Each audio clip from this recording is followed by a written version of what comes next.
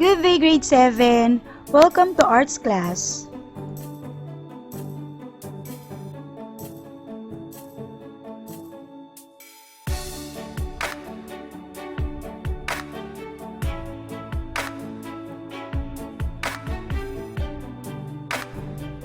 Our lesson in third quarter Arts 7 is about the arts and crafts of Mindanao.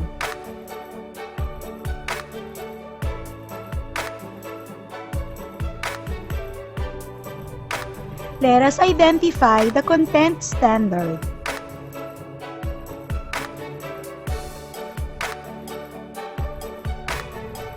Performance standard.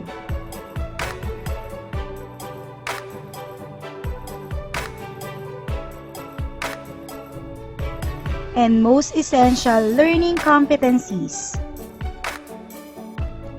For the review, let us recall the following terminologies. Arts is a diverse range of human activities involving the creation of visual, auditory, or performing artifacts, which express the creator's imagination, conceptual ideas, or technical skill, intended to be appreciated primarily for their beauty or emotional power. Crafts is an activity involving skills in making things by hand. And then arts and crafts describes a wide variety of activities involving making things with one's own hands. These are some types of arts and crafts: mats, textile, pottery, basketry, sculpture, tattooing, accessories, papercraft, handicrafts, architecture, wood carving, metal casting, functional arts, and body ornamentation. For the review, identify the pictures in the next slides. Name the types of arts and crafts. You only have 5 seconds to answer. Ready?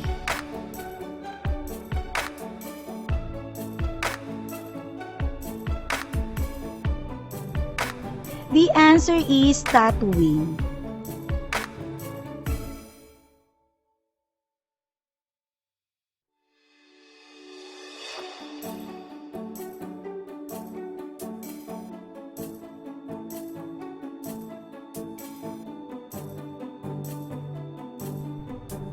The answer is pottery.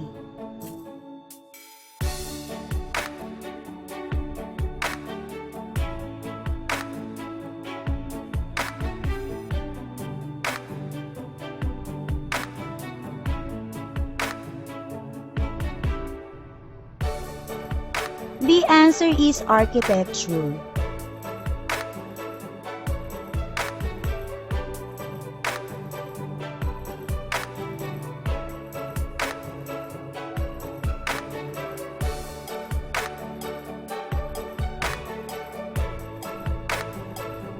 The answer is metal casting.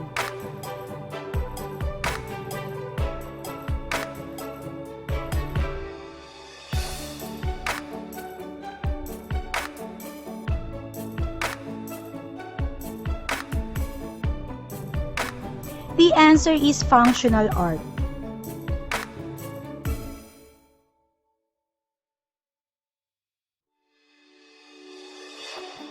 Mindanao, referred to as the Land of Promise, is the second largest and southernmost island in the Philippine archipelago.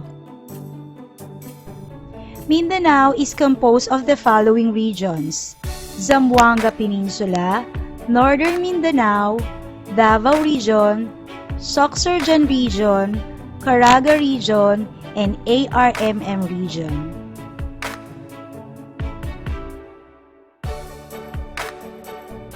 Mindanao has the largest concentration of ethno-linguistic groups and culturally diverse island. These groups are mostly Muslims. Other groups are Lumads, or those who have maintained their indigenous beliefs and tradition instead of converting to Islam or Christianity.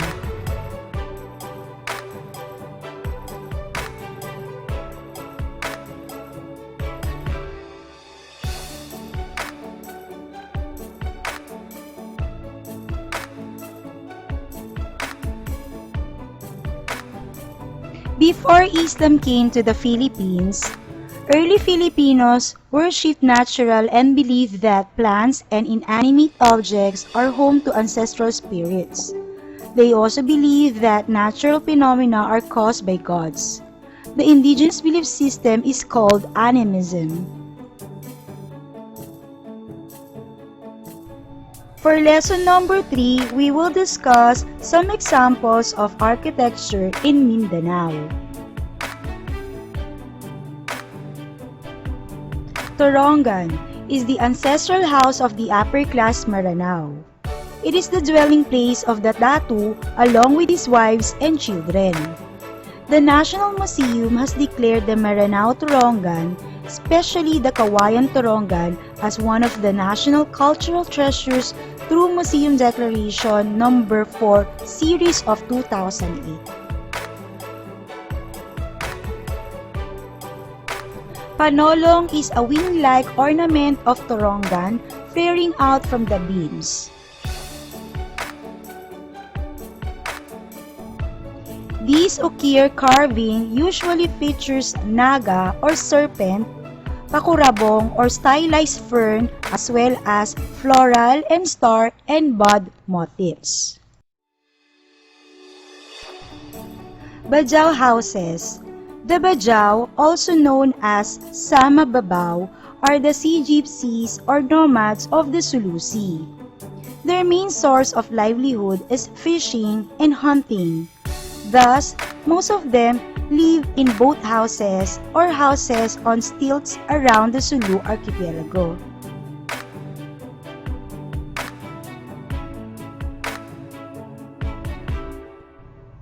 The Grand Mosque of Cotabato, the largest mosque in the Philippines, the Sultan Haji Hassanal Bolkiah Masjid, are also known as the Grand Mosque, sitting near the idle banks of Tomantaka River.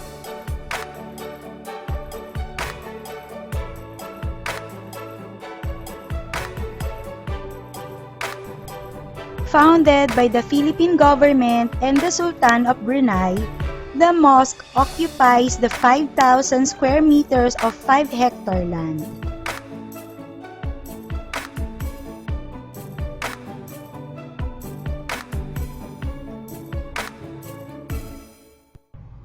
Fort Pilar, Zamboanga. The historical Fort Pilar, also called Real Fuerza de Nuestra Señora del Pilar de Zaragoza, was founded in 1635 and still stands strong until today.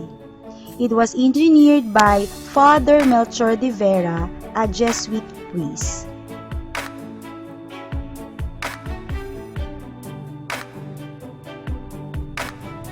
Next is the Monastery of the Transfiguration of Bukidnon. Monastery located atop of the hill of Malaybalay, Bukidnon, founded by Father Abbot Eduardo Africa, and run by the Benedictine monks. The pyramid-like structure was designed by the national artist for architecture Leandro Locsin. It is one of the last designed and considered as one of his best aside from the cultural center of the Philippines and Davao International Airport. Santo Rosario Church of Camiguin. The church is located at the town of Sagay, Camiguin Island. The original church was built in 1882 using coral stones, but old infrastructures were too weak. It was retrofitted with steel bars using modern building techniques. Unique things you can find in the church. Builders used the local materials, particularly woven bamboo skin, which highlights the local tradition of the island. For lesson number 4, we will focus on the different examples of sculpture from Mindanao. The first one is the Maetum Jar. It is an earthen vessel for secondary burial from Sarangani province. Some experts argue that these jars are not only artistically significant, they also hold the key information of historical and anthropological importance. These artifacts were first discovered in 1991 and are now in the protection of the National Museum.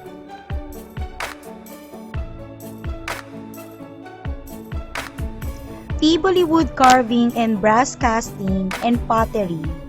Wood carvers get their inspiration from the wildlife in their local area.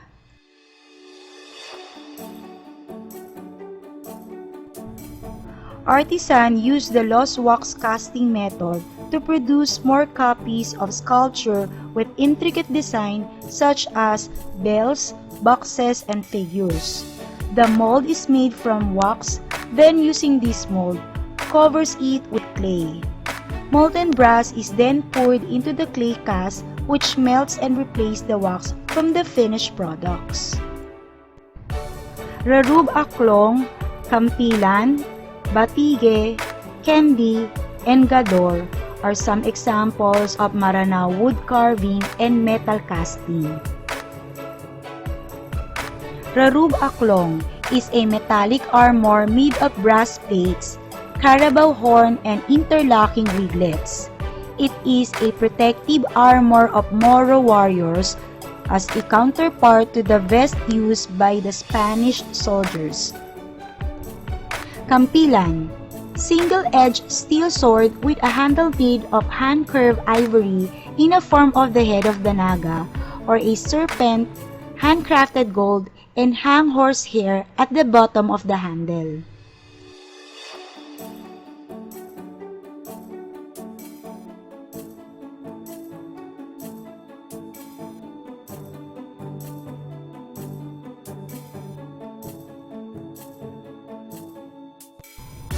Batige is a large manually carved wooden top inlaid with mother of pearl.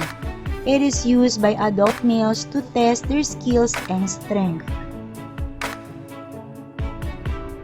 Kendi is a heirloom teapot or kettle used for hot water, coffee, or tea.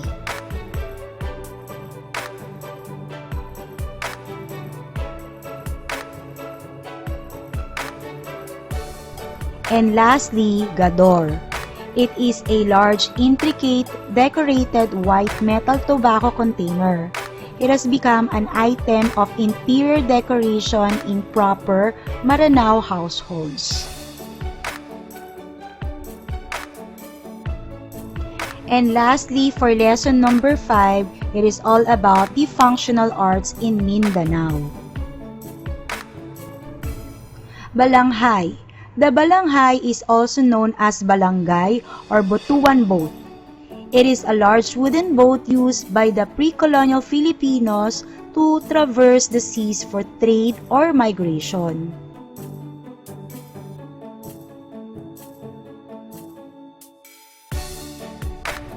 Archaeologists found parts of the balangay in Butuan City in 1976. These artifacts are dated from anywhere between 320 to 1250 Common Era. They are estimated to measure 15 meter long and 3 to 4 meter wide.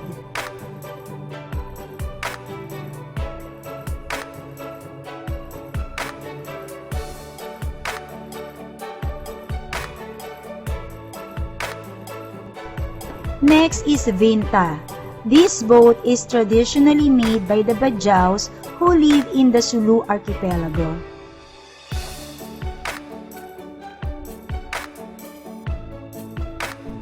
The sail consists of several colors and geometric shapes representing the colorful culture and history of the Muslim people.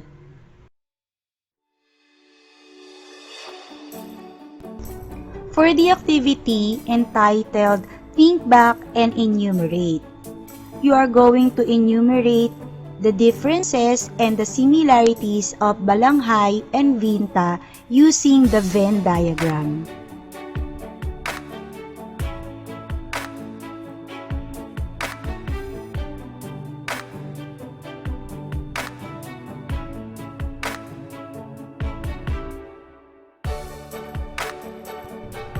For the art activity entitled Create a Vinta, Number 1.